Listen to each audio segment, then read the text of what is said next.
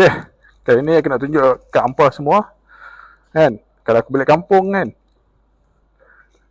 aku naik motor selalunya.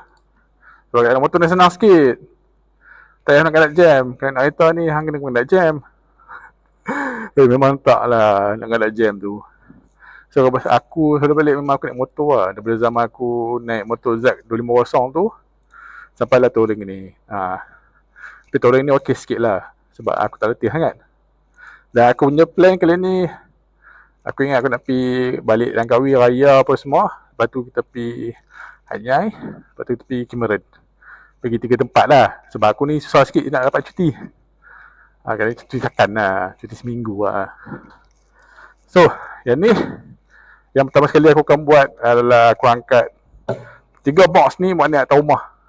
So, yang ni aku buka dulu lah.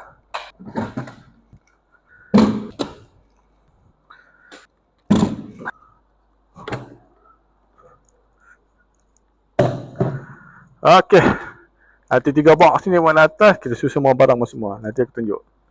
Aku ni suka benda-benda macam ni, suka benda-benda yang tactical. Benda yang kena kau arrange kan, lepas tu kena peletak, lepas tu arrange benda tu satu-satu, lepas tu kena plan.